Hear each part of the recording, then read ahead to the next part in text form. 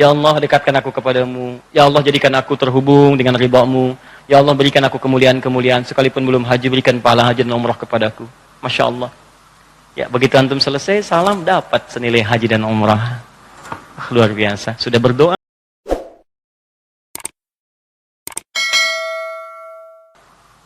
Zikir apa yang dikerjakan oleh Nabi? Kan antara subuh, ba'da subuh sampai ke syuruk kan zikir. Zikirnya apa yang dikerjakan? Apakah kalimat thayyibah ataukah yang lain? Kita bahas. Yang kedua, selesai sholat kemudian duduk. Apakah duduknya di tempat dia sholat? Atau boleh pindah ke tempat lain? Yang penting di area masjid. Ya, misal antum sholat di posisi yang sebelah kanan di sana. Tiba-tiba setelah itu nggak ada mushaf, pengen baca Quran, mushafnya di sana. Apakah boleh pindah ke sana? Atau kalau pindah, gugur ininya. Awas, hati-hati dilihat. Mau pindah, aduh takut gak dapat haji. Mau pindah, aduh takut umroh. Di situ aja gitu kan. Pas tiba-tiba ada cleaning service, Pak, maaf Pak, sebentar geser dulu. Maaf ya, haji dan umroh. Nah, kita lihat tuh seperti apa memahaminya. Karena ada yang menafsirkan gak boleh pindah di situ, gitu. Ya, nanti kita lihat apakah benar harus di situ saja atau boleh berpindah. Kalau boleh berpindah, apa dalilnya? Kalau memahami di situ saja, bagaimana keadaannya? Paham? Nah, jadi ini satu, dua, dan kasus yang terakhir, Ustadz bagaimana kalau keluar masjid untuk kebutuhan hajat yang darurat? Pengen ke toilet kan? Ya, memang nggak di rumah, di masjid ada toilet. Begitu mau keluar, ke toilet dulu. Ingat haji dan umrah, haji dan umrah. Dia tahan-tahan, kan?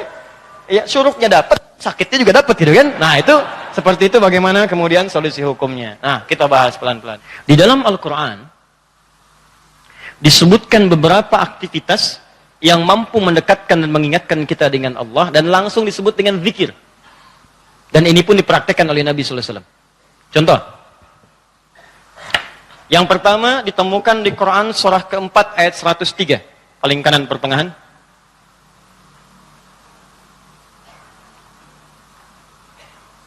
Fa idza qadaytumus salata fadhkurullaha qiyaman wa qu'udan wa ala junubikum. Maka jika Anda telah tuntas mengerjakan salat, maka segeralah berzikir kepada Allah Subhanahu wa taala. Di amalan sunnah pasca salat berzikir, zikir dulu. Bisa Anda kerjakan kalau buru-buru ya sambil berdiri, berjalan. Jadi waktu umum ya. Misalnya ini Anda sudah salat zuhur nih harus ke kantor, ya, dikejar-kejar langsung berangkat lagi. Tapi kan Anda buru-buru keluar pun kan tidak mengganggu Anda untuk mengucapkan kalimat-kalimat zikir. Misalnya apa? Nabi mengamalkan pasca salat hadis riwayat Muslim, nomor hadis 571. Hadis riwayat Muslim. Nomor hadis 571. Setiap selesai salat Nabi mengatakan, perhatikan kalimatnya, Astaghfirullah, Astaghfirullah, Astaghfirullah. Allahumma antas salam, wa minkas salam, tabarakta ya dzal jalali wal ikram. Apa Anda nggak bisa sambil keluar mengucapkan Astaghfirullah, Astaghfirullah, Astaghfirullah? Ini kata Al-Quran, sesibuk apapun Anda, begitu selesai sholat apa nggak bisa sambil jalan Astaghfirullah, Astaghfirullah, Astaghfirullah. Daripada Anda keluar membicarakan sesuatu yang tidak penting. Bahkan nggak berkata apa-apa, jalan aja. Mendingan pakai zikir kan? Astaghfirullah, Astaghfirullah, Astaghfirullah. Allahumma antas salam, minkas salam, tabarakta ya dzal jalali wal ikram. Hadis Muslim, nomor hadis 573. La ilaha illallah wahdahu la syarika lah. Lahul mulku wa lahul hamdu wa huwa ala kulli syai'in qadir. Ya, kalau Anda misalnya nggak terlampau sibuk, silahkan sambil duduk. Nah, konteks tadi setelah selesai menunaikan salat subuh, antum pengen berzikir dulu, maka jenis zikir yang pertama adalah mengucapkan kalimat-kalimat thayyibah. Kalimat thayyibah.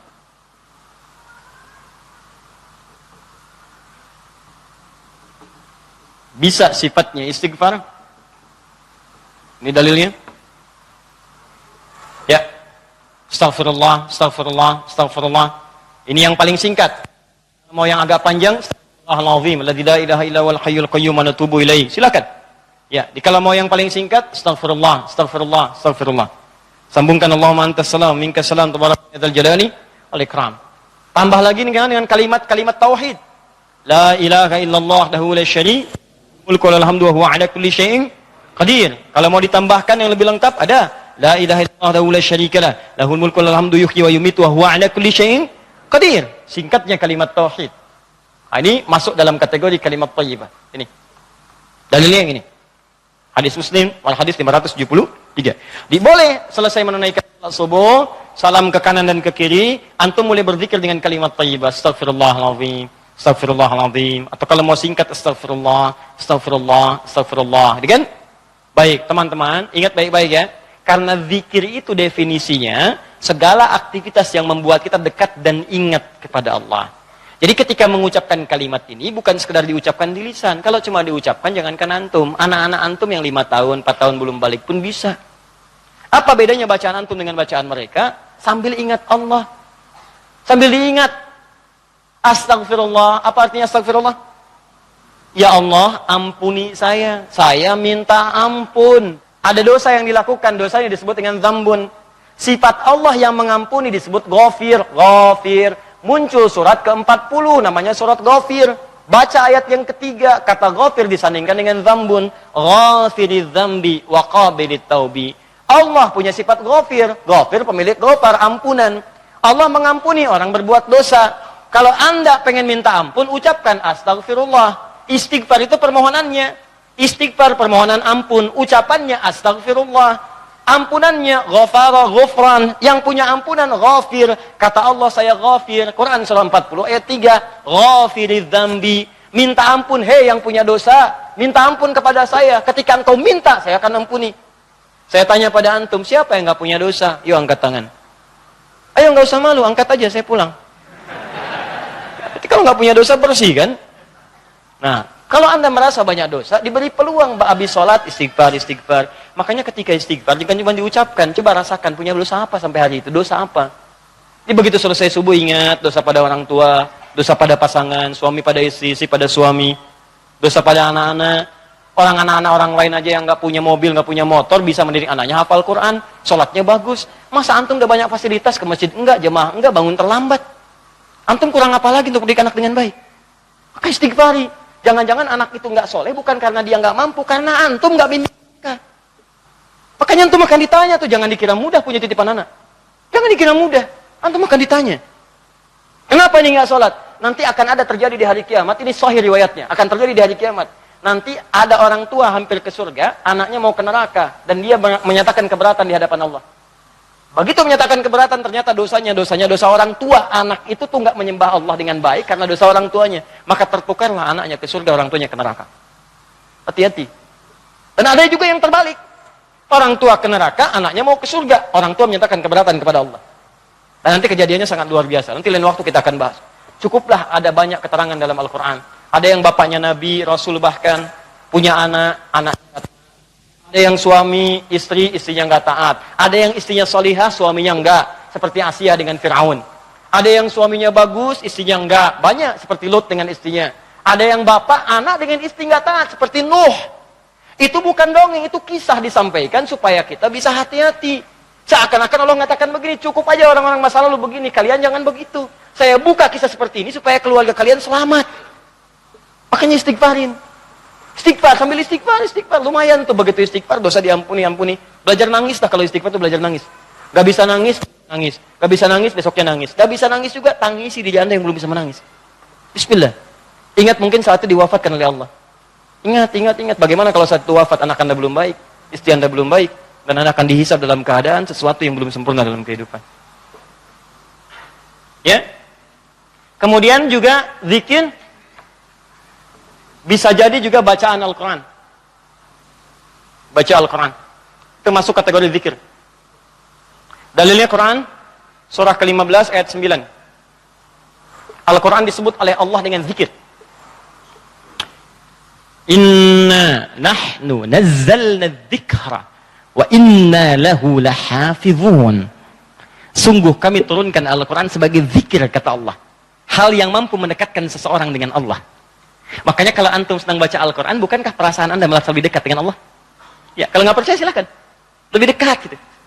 Nah, kalau sudah semakin dekat hubungannya dengan Allah, jangankan baca, dibacain aja punya getaran dalam jiwanya. Ya, buka Quran surah ke-8 misalnya. Ya, Al-Anfal ayat kedua. Kata Allah, innamal mu'minuna alladzina idza dzukirallah, zikir. Idza dzukirallahu wajilat qulubuhum.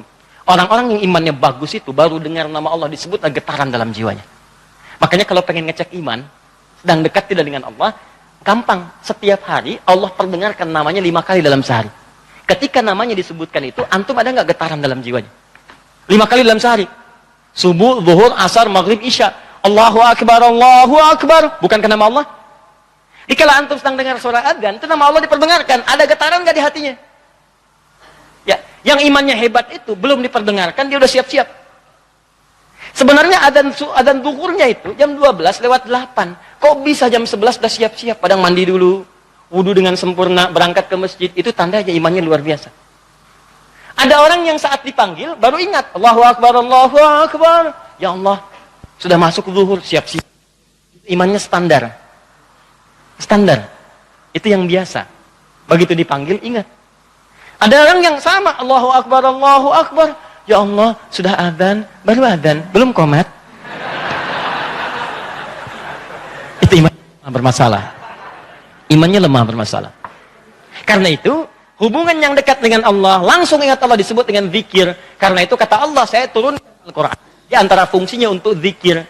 Jadi kalau anda ba'da salat subuh, misalnya, sudah astagfirullah, astagfirullah, astagfirullah, istighfar, syuruk belum muncul. Ambil mushaf. Ya, baca.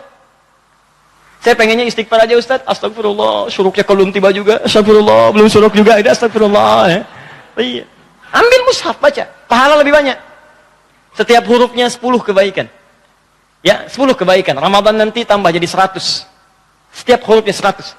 Makanya saya sarankan dari sekarang bikin kurikulum. Nanti bulan depan saat masuk Sya'ban, saya akan terangkan kurikulum Nabi saat di bulan Ramadan. Nanti yang bisa dikerjakan saat Ramadan apa saja. Kelemahan orang Islam sekarang, begitu masuk Ramadan, dia tidak punya rencana kegiatan Ramadan. Akhirnya ketika masuk Ramadan, itu asal saja yang mau baca-baca. Ya tidak, mau taraweh-taraweh, mau enggak-enggak. Awal-awal Ramadan semangat semua, penuh. Lihat pertengahan, kemajuan, maju usapnya, maju, hilang.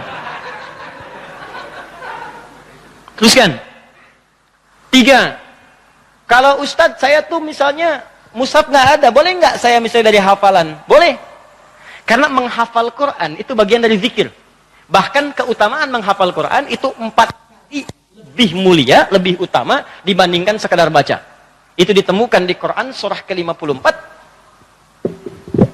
Quran surah ke-54 4 kali ayat 17, ayat 22, ayat 32 dan ayat ke-40. 17, 22, 32 dan 40. Yang ini menghafal atau mengulang hafalan. Misal, Nabi begitu selesai salat sudah berzikir kalimat thayyibah, maka beliau biasa membaca teman-teman itu 4 surah utama. Pertama, yang surah kedua Al-Baqarah ayat 255, dikenal dengan ayat kursi. Allahu la ilaha illa huwal hayyul qayyum la ta'khudhuhu sinatun wa la naum. Seterusnya sampai selesai. Setelah itu membaca Al-Ikhlas, Qul huwallahu ahad. Setelah itu membaca Al-Falaq, Qul a'udzu birabbil falaq. Setelah itu membaca An-Nas, Qul a'udzu birabbin nas. Kalau Anda ingin memilih seperti bacaan Nabi, boleh. 4 ini dibaca. Ayat kursi, Al-Ikhlas, Al-Falaq, An-Nas. Kalau Anda ingin mengulang-ulang hafalan Anda, juz amma misalnya boleh. Baca misalnya, Amma yatasaalun an-naba. Atau saya mulai dari ad-duha, boleh. Wad-duha wal-laili idza saja. Terus baca.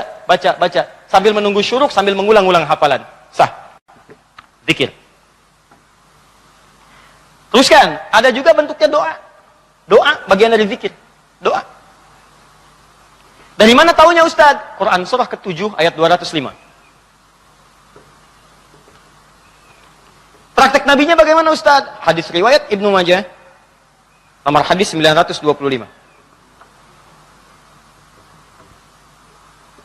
Di saat Anda berdoa, itu Anda sedang berzikir. Ya, makanya kan ketika Anda berdoa, Anda merasa lebih dekat dengan Allah kan? Ya, merasa nyambung gitu. Ya, perhatikan kalimatnya. Ketika Anda berdoa disebutnya zikir. Wadhkur rabbaka darru'an wa khifatan wa dunal jahri minal qawl. Kata Allah, kalau Anda sedang punya masalah, ada persoalan, jangan mengeluh. Jangan mengeluh, apalagi bikin status, nggak menyelesaikan masalah. Ada masalah, bikin status. Dia tidak seperti yang aku kira. Selesai juga enggak. Terus nungguin komentar, itu paling kasihan tuh, nungguin gitu. Aduh, kasihan, belum ada yang komen. Ya, udah 2 jam baru muncul. Kenapa Jeng? Gitu kan, baru dijawab. Iya ya, gelisah hati ini. Muncul lagi komen yang lain. Duh, nggak nyangka ya, nyangka. Capek, nggak selesai. Masalah selesai tidak, cuma nambah masalah aja. Kata Allah kalau punya masalah, tenangkan hati, berdoa, sebut nama Allah. Itu lebih memberikan ketenangan. Zikir itu selain mendekatkan kita pada Allah, zikir itu membuat hati lebih tenang. Tenang. Makanya ketika Allah menyebutkan fungsi zikir di Quran surat 13 ayat ke-28. Allah sampaikan begini, ala bidzikrillahi tatma'innul qulub. Kamu mesti yakin, kata Allah, dengan berzikir kepada Allah, hati kamu akan tenang. Makanya kalau sedang punya persoalan, bawa ke zikir. Ambil wudu, baca Quran. Begitu antum baca Quran, walaupun solusi belum tiba, hati lebih tenang. Dan lebih objektif, kalau orang tenang itu, dapetin solusinya gampang gitu, tenang. Solusi mudah dicari. Tapi kalau antum gelisah, walaupun ada solusi, nggak akan sempurna nanti masalah diselesaikan. Paham ya? Di doa, itu bagian dari zikir. Di antara doa yang dibacakan oleh Nabi, itu setiap selesai sholat, itu ada kalimat singkat tapi padat. Allahumma inni atau inna. Kalau inni untuk sendiri, kalau inna untuk banyak. Allahumma inni as'aluka ilman nafi'a wa rizqan thayyiba wa amalan mutaqabbala. Ya Allah, hamba mohon kepadamu, anugerahkan hamba pengetahuan yang bermanfaat. Pengetahuan yang bermanfaat itu pengetahuan yang bisa meningkatkan wawasan dan menguatkan iman. Itu rumusnya di Quran surah 58 ayat ke-11. Jadi kalau teman-teman ngaji dengan siapapun, ustadz manapun, di tempat manapun, ukurannya dua. Wawasannya bertambah enggak? Awas hati-hati, kalau ngaji tapi wawasan enggak bertambah, itu ada sesuatu yang salah di pengajiannya. Ngaji cuman ketawa aja gitu kan. Ya, tapi enggak jelas dapatnya apa. Yang paling aneh ngaji, yang dicari-cari jin, ya kan? Atau apa, itu paling aneh itu. Apa yang didapatkan? Terus nambah hari ini sholat, ngaji ke pengajian sholat, dapat tambahan wawasan. Oh begini cara takbir yang baik, bisa sejajar dengan bahu, bisa sejajar dengan daun telinga, ya kakinya terbuka selebar bahu, badannya tegap. Jadi begitu antum praktekan, punya tambahan wawasan, kepake dalam ibadah. Oh begini cara sujud yang sempurna, ajari. Itulah yang disebut dengan teman-teman iman yang ilmu yang baik. Yang kedua, imannya meningkat, lebih dekat dengan Allah. Jadi kalau antum ngaji dimanapun, di antara cirinya wawasannya luas, tapi keimanan pun bertambah. Karena ada orang yang belajar Islam Pak, cuman keimanannya makin berkurang. Itu yang paling aneh tuh orang-orang liberal. Belajar Islam ke Eropa, belajar Islam ke Amerika, pulang-pulang konslet.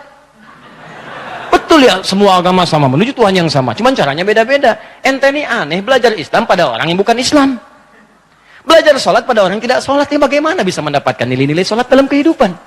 Makanya pulang-pulang pada aneh. Hargailah hak LGBT. Banyak akhirnya, jadi penyakit akhirnya gitu kan. Nah, dan kita doakan dengan baik, arahkan pada yang baik. Jadi kalau ada yang kurang-kurang tuh kita doakan.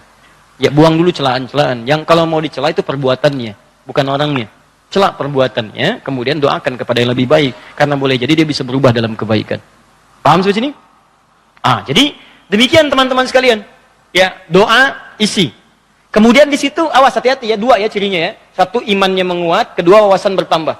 Termasuk pengajian saya ini ya, kalau saya mengajar dimanapun, tidak membuat Anda lebih dekat dengan Allah, tolong tinggalkan saya. Anda cari guru lain. Cari guru lain, cari yang baik-baik. Yang membuat Anda lebih dekat dengan Allah. Atau Anda lebih dekat dengan Allah, cuman sayang, wawasan gak bertambah, itu pun bahaya. Ibadah gak cukup dengan semangat. Ya Allah, saya banyak dosa, saya pengen berubah ya Allah. Saya semakin kuat imannya, besok saya sholat subuh 4 rakaat. Gak bisa. Ya.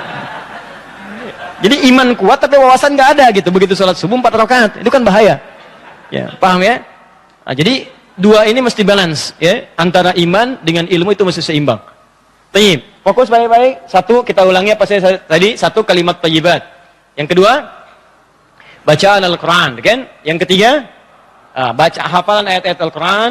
Yang keempat, doa. Yang kelima, menyebutkan nama-nama Allah atau Al-Asma'ul Husna.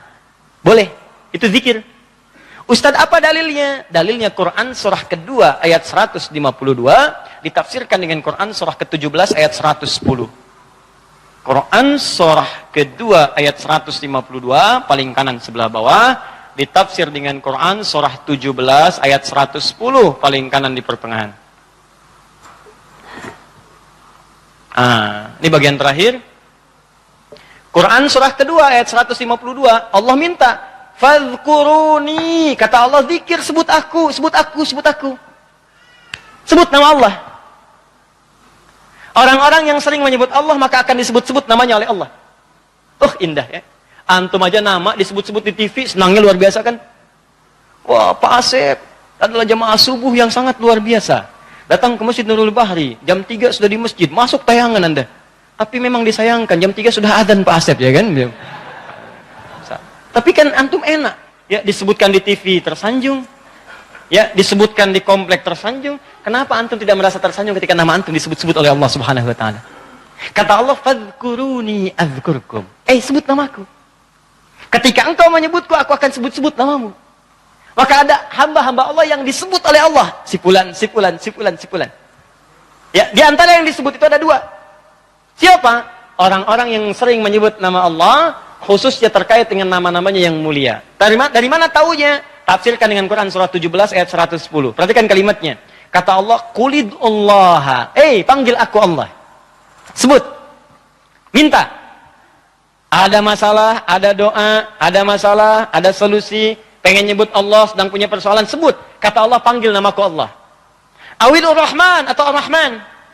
Di paling singkat, kalau Anda sedang ada masalah, pengen solusi, atau pengen menyebut nama Allah, sebut Ya Allah, Ya Allah, Ya Rahman. Tapi Allah tawarkan begini, ayyamma tad'u falahul asma'ul husna. Ketika engkau ingin memanggilku, menyebutku, aku punya nama-nama terbaik yang sangat sesuai dengan kebutuhan kalian. Di teman-teman bisa sebutkan, misal Anda di pagi itu berharap rezeki pengen ditambah oleh Allah. Sebut, Ya Allah, Ya Razzaq, Ya Allah, Ya Razzaq, Ya Allah, Ya Razzaq, Ya Allah, Ya Razzaq. Allahumma zid fi rizqi, Allahumma rzuqni rizqan thayyiban halala. Ya Allah, Ya Razzaq, Ya Allah pemilik rezeki, zidni fi rizqi, Ya Allah tambahkan rezeki saya. Allahumma rzuqni rizqan halalan thayyiban. Berikan rezeki kepada saya yang halal dan yang terbaik yang mampu saya dapatkan. Anda sedang punya persoalan, sebut namanya, Ya Allah, Ya Al-Fattah, Ya Al-Fattah, Ya Al-Fattah. Iftah li kullil khair. Ya Allah, Ya Al-Fattah yang pemilik segala solusi, bukakan kepadaku solusi terbaik dari setiap persoalan yang aku alami sampai dengan saat ini. Anda ada yang ganggu di pekerjaan, ada yang sedang usil iseng, sebut Ya Allah, Ya Jabbar, Ya Jabbar, Ya Jabbar, Ya Malik. Ya Malik, Ya Rabb, Ya Malik, Allahumma Ya Jabbar. Ya Allah yang Maha Pelindung, Raja dari segala raja, lindungi aku dari tangan-tangan orang-orang yang jahil. Anda sedang banyak ujian, sebut Ya Allah, Ya Sabar, Ya Sabar, Ya Sabar, Ya Sabar, zidni sabra. Ya Allah yang Maha memiliki segala sifat kesabaran, tolong tambahkan kesabaran pada diriku untuk bisa mampu mengatasi ujian yang tengah engkau ujikan. Anda yang sedang mau ujian, Ya Allah, Allahumma Ya Alim, Ya Alim, Ya Alim, Ya Alim. Alimni Ya Allah ma jahiltu, wanfa'ni bima ta'allamtu, wa najihni fi imtihani Ya Allah bima radit. Ya Allah yang Alim, yang Maha pemilik ilmu, tambahkan ilmu kepadaku. Ajarkan apa yang belum aku ketahui, berikan manfaat pada apa yang telah aku pelajari, dan luluskan aku dalam ujian yang akan aku alami. Minta, minta, minta. Kata Allah, "Udhkurni, fadhkuruni, adzkurkum." Sebut saya, aku sebut kamu. Engkau panggil namaku dengan nama terbaikku, aku berikan kemuliaan sesuai dengan apa yang kau butuhkan. Cukup Pak, 5 ini kerjakan habis subuh, selesai. Astaghfirullah, astaghfirullah, astaghfirullah. Allahumma antas salam. Habis itu baca Quran. Baca Quran diulang.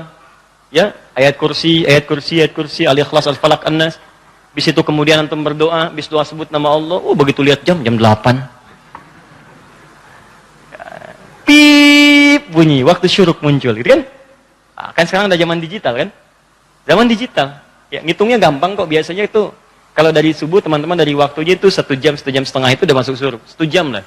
1 jam. Jadi kalau sekarang kurang lebih jam 5 misalnya, ya itu 1 jam kemudian, terus 1 jam lewat 10-15 menit sudah masuk ke syuruk. Ya, jadi begitu sudah masuk syuruk, ya antum tunaikan salat 2 rakaat. Ada yang nunggu dulu 5 menit supaya lebih aman misalnya, silakan. Gak ada masalah. Tunggu 5 menit selesai, tunaikan salat 2 rakaat. Begitu salat sujud lamain. Ya Allah, dekatkan aku kepadamu. Ya Allah, jadikan aku terhubung dengan ridha-Mu. Ya Allah, berikan aku kemuliaan-kemuliaan. Sekalipun belum haji, berikan pahala haji dan umrah kepadaku. Masya Allah.